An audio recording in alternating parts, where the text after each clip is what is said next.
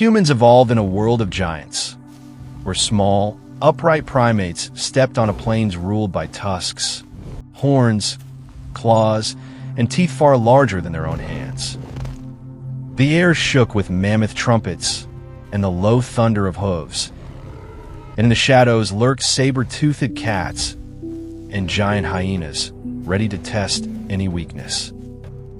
Yet in this world of overwhelming strength, the most dangerous creature was not the largest or the fastest, but the one that carried fire, stone, and stories in its mind. Long before cities and writing, our ancestors stalked enormous beasts that could feed or destroy an entire band in a single encounter. Every hunt was a wager, fragile bodies and clever tools against the mass and fury of animals that rival today's elephants, rhinos, and whales in size and power.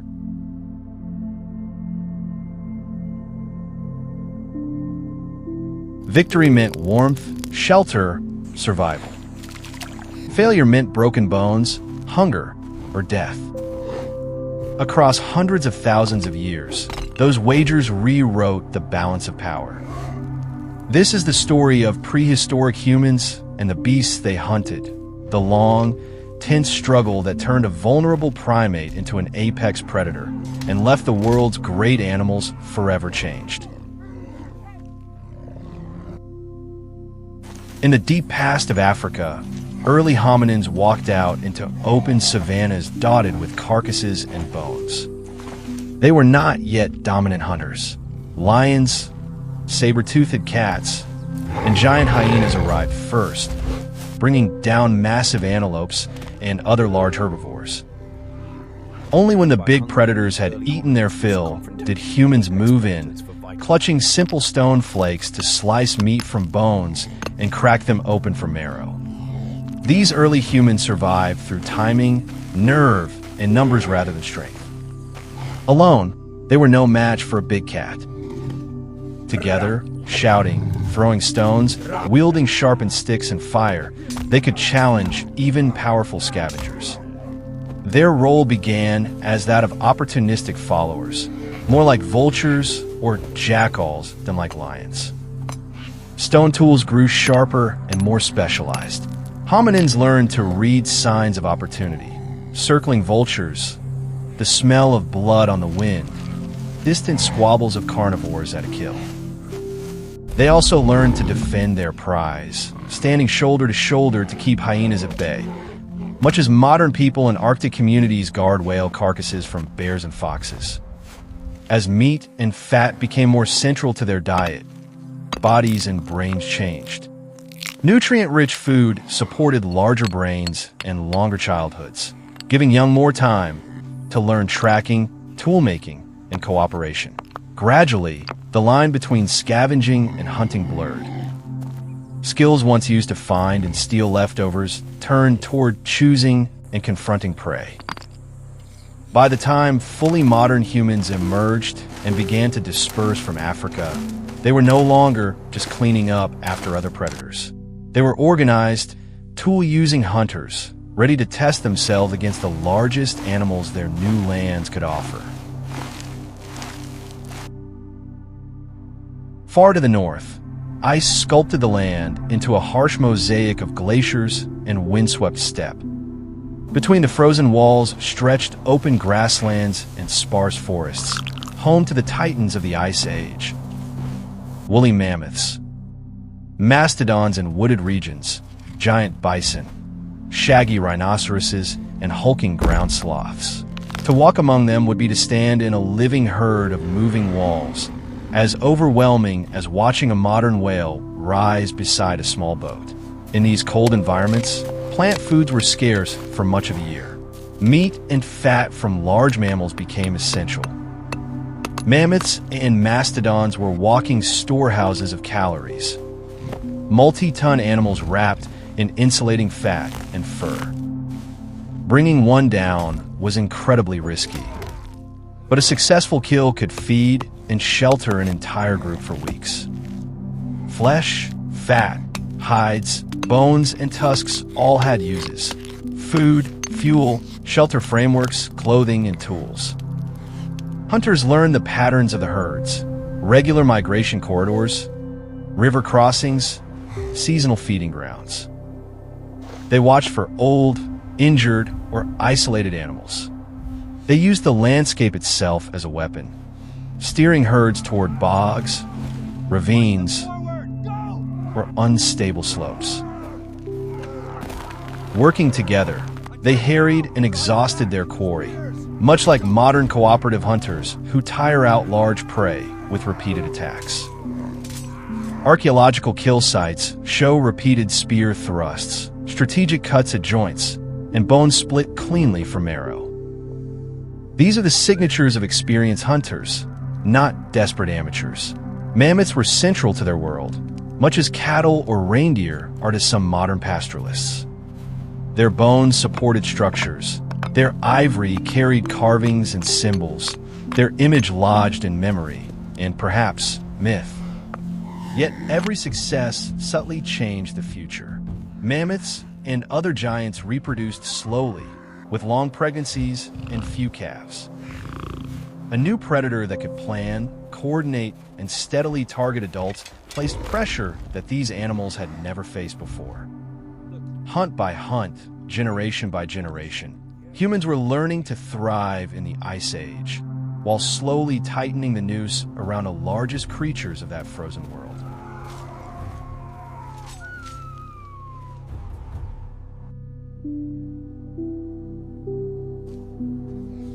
For most of human prehistory, people lived with the constant knowledge that they, too, were prey. Nightfall brought not just cold and darkness, but the approach of eyes and teeth that measured humans as potential meals. Saber-toothed cats prowled the grasslands. Cave lions and hyenas haunted the valleys and caves of Eurasia, and great bears wandered forests and coasts. Alone, unprepared human was as vulnerable as any antelope or deer. Evidence of this dangerous coexistence appears in bones scarred by large carnivore teeth and in sites where predator and human activity overlap. Sometimes carnivores fed first and humans later. Sometimes humans claimed to kill only to have it dragged away or contested. The relationship was one of competition and risk, not easy dominance. To survive, humans altered where and how they lived. Camps clustered near protective features, rock overhangs, caves, defensible rises. Firelight became a barrier many predators hesitated to cross. Groups posted watchers, tuned to the cough of a cat, the laughter of hyenas, the crunch of a twig. They learned to mob threats together, hurling stones and spears, waving burning branches, making themselves look and sound more dangerous than they were individually. This is behavior echoed in the way some modern primates and herd animals confront predators as a group. The constant presence of danger sharpened minds and deepened social bonds. Fast and clear communication meant the difference between alarm and ambush. Over generations, this pressure favored individuals who could anticipate threats, remember predator behavior, and coordinate rapidly with others. The skills learned in defense, attention, planning, and mutual reliance were the same skills that would soon drive more sophisticated hunts. Gradually, humans became less an easy target and more a competitor. Large carnivores had to contend with a new, clever rival that sometimes stole their kills, sometimes drove them away, and increasingly hunted the same prey. In some areas, as human hunting intensified, the numbers and ranges of big predators began to shrink. The hunted were on their way to becoming the hunters who shaped the destinies of predators and prey alike.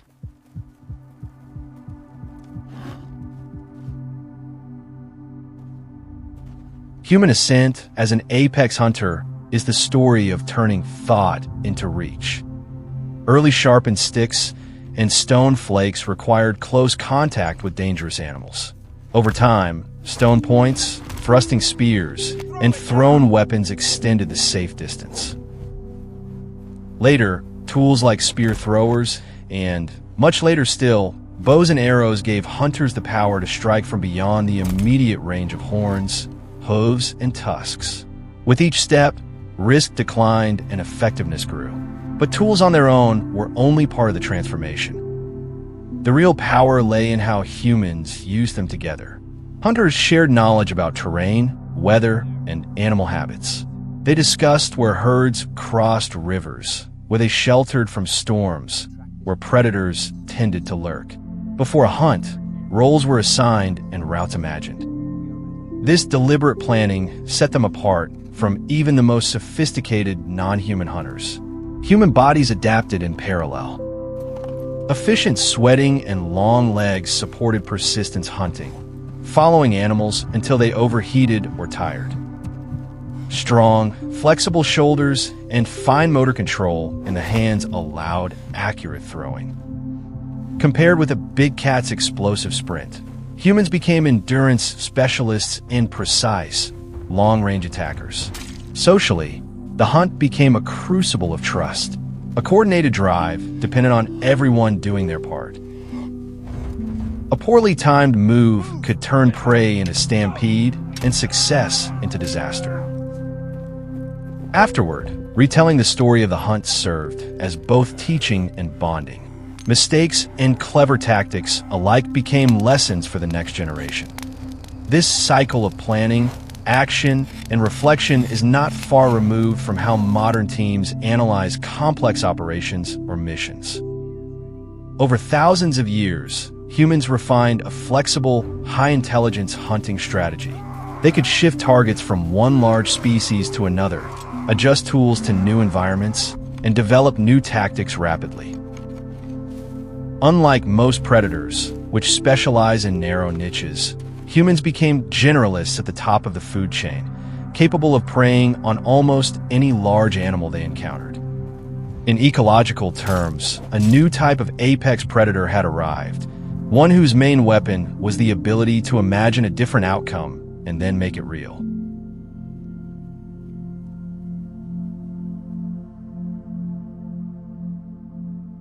As human hunting ability spread, the world's largest animals began to fade. The pattern, seen in fossils and dates, is striking. Soon after humans reached new lands with advanced weaponry and cooperative strategies, many giant mammals decline and disappear. Mammoths and mastodons, giant ground sloths, enormous marsupials, and giant kangaroos all vanish within a relatively short span of time. These animals shared slow life histories. They grew slowly, had long pregnancies, and raised few offspring at a time. Modern elephants, rhinos, and large whales follow similar patterns. For such species, even small increases in adult mortality can tip populations into decline. Human hunters did not need to kill every animal. They only had to take enough breeding adults, year after year, to create a gap that reproduction could not fill. Climate change and shifting habitats added strain. Ice melted, forests and grasslands shifted, and old food sources and migration routes changed. Many giants had survived previous climate swings, but this time they faced a new pressure at the same moment. A clever, mobile predator that could track them, learn from past hunts, and share that knowledge widely. In North and South America, large herbivores and many big predators disappeared not long after humans arrived. In Australia, huge marsupials and reptiles followed a similar path. On islands, animals that had evolved with few natural enemies, dwarf elephants, hippos, giant birds, were especially vulnerable. When humans appeared with their tools and fire, those naive animals had little defense. To individual hunters, each kill was a triumph, a solution to immediate hunger. Across centuries and continents, those triumphs added up to a profound biological loss. The silhouettes that once dominated horizons grew fewer, then vanished. The world became quieter, its giants replaced by smaller, faster breeding animals that could better withstand human pressure. Yet this was not the end of the human story with animals. As the wild giants declined or vanished in many regions, humans began to forge a new relationship with the creatures that remained. One that would anchor the next stage of our history.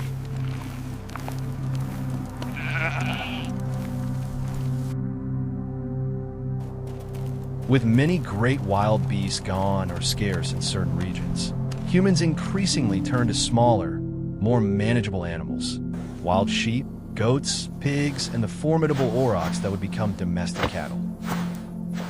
The high-risk drama of hunting mammoths and giant sloths slowly shifted toward a different kind of control.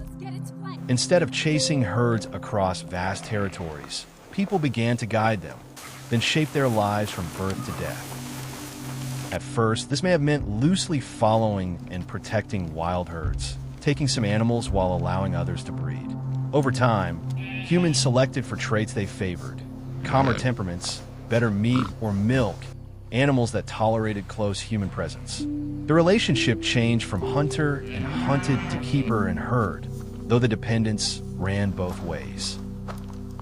Human survival now rested on crops and domesticated animals, vulnerable to drought, disease, and mismanagement. The skills honed in the age of hunting giants did not disappear. Knowledge of animal behavior, seasons, and cycles became the foundation for herding and agriculture. But human impact on ecosystems grew even more extensive. Forests were cut for fields. Grasslands were grazed heavily by domestic herds. Predators threatening livestock were driven off or killed, shrinking the ranges of wolves, big cats, and bears. The web of life bent around a few species humans favored and protected. Still, echoes of the old world persisted. Stories and myths of dragons, enormous bulls, monstrous birds, and serpents may preserve distant memories of real encounters with now extinct megafauna. To stand today near an elephant, a rhino, or a great whale is to feel a hint of the awe and vulnerability prehistoric people felt daily. Modern humans, surrounded by technology, still carry the legacy of that long partnership with prey and predator. The drive to pursue and test limits emerges in sports, exploration, and adventure. Debates over hunting, conservation, and animal rights are, in part, arguments about what kind of predator humans choose to be now. The same capacities that once brought down mammoths now determine whether elephants, rhinos, tigers, and whales will vanish or endure. The story that began with scavengers at the edge of a lion's kill has become a global question. Having learned how to dominate other animals, can humans also learn to let the remaining giants live? On the ancient plains, every encounter between humans and great beasts was immediate and absolute. A misjudged charge at a mammoth. A moment's delay when a cat crouched in tall grass. Such errors could not be undone. Nature offered no appeal, only consequences. In that hard world, humans were simply one species among many, bound by the same rules of hunger, injury, and chance. Across time, those rules bent. Hands wielding stone and fire became hands shaping spears, then strategies, then entire landscapes. The fragile primate that once snatched scraps behind predators transformed into a force capable of erasing the largest animals on Earth. The rise of humans as master hunters was both a triumph of ingenuity and a quiet catastrophe for the creatures that had once defined the planet's grandeur. Today, it is easy to forget that origin. City lights drown out the stars, and walls keep out wind and cold.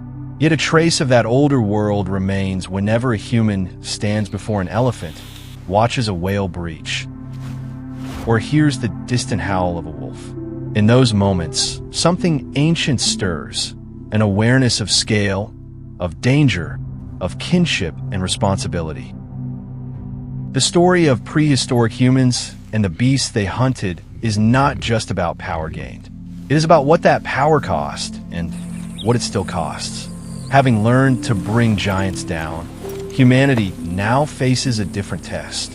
Whether it can use the same imagination and cooperation that once armed the hunt to protect what remains, and to ensure that the last great animals do not pass entirely into memory and myth.